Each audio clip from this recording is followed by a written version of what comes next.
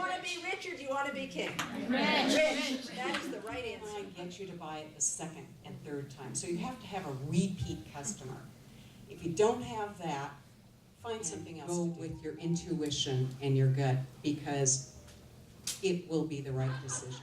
I definitely agree with passion, because starting up a company, if you don't feel passionate about it, you lose yourself in it. And I spent 8 years, I didn't watch any TV, I had no social life, I had my kids and I had my business. And if I didn't have the passion for what I was doing, I would have really myself in the other person's shoes. And I try to say, what does this person want? What is this person, what do I think the person wants? What do I think they really need? And how can I get what I want? Who's behaving very well? Did starting companies impact your family, your friends, yourself in that One way? year I had a New Year's resolution. We'd been living in San Diego. Moved back to San Diego. Long story, but I really had no friends. And my New Year's resolution was, I have to join another organization because this is driving me crazy that I have no other social network. I have my husband, my kids, and this business, and they were all wrapped up into one. So, yeah. Well, you know, I became an entrepreneur when I was a single mom with 2 kids. At that point, I'd sort of saved up enough money that we could live for 6 months if everything went bust. And, you know, honestly, I have a Harvard MBA, I was living in San Diego, I had a great network, I figured if AtCom went bust, I'd get a job.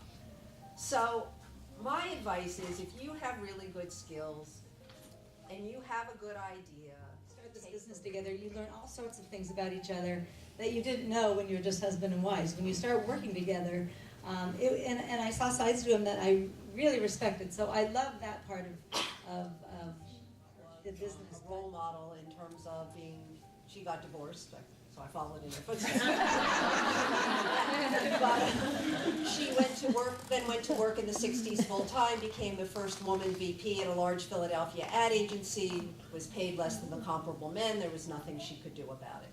And that's why a large part of my life has been devoted to, I say, leveling the playing field for We had women. about 28 million paying subscribers, and really that was what led us to get the valuation that we did, and really support our operation from that point on. And it was just a matter of making lemonade from lemons, because we knew we would be able to sell music, but we needed to be able to offer an additional feature to the jukebox catalog, to what music people already had. So I think, you know, these challenges are going to pop up all the time, and it's just a matter of being, like you said, open-minded and looking for the next opportunity that will ask us why we sold our business when we did. We were almost 8 years into it. You know, we were in great financial position, cash flow positive, but we were competing still with Microsoft and Apple and Real Networks, and we just knew it could last. And so we thought, time to get out now. Everyone was exhausted as well after that long of a run.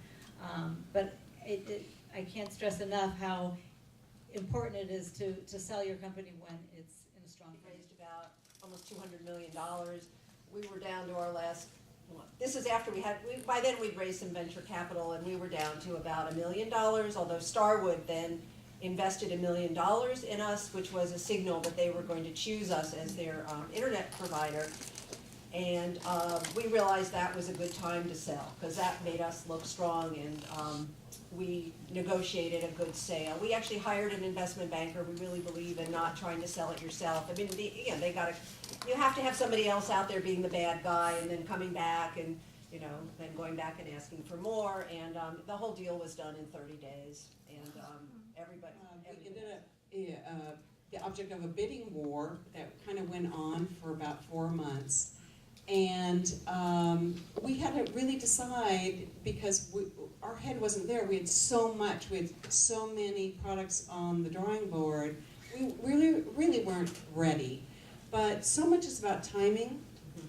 And we just said, this may be the time. We had run it up, started our house, ran it up into international company over 18 years. And maybe, maybe it's time to, to move on and let the these giants take it When to I'm the next stuck in level. the trees, he can see the way forward, and when he's stuck in the clouds, I can ground him down to what works. And I think what also is really critical, I mean, it's important to have good complementary skills, but also, we're really good friends. Planning to run for city council from District 1, which is the economic engine of the region with UCSD and the heart of the biotech industry.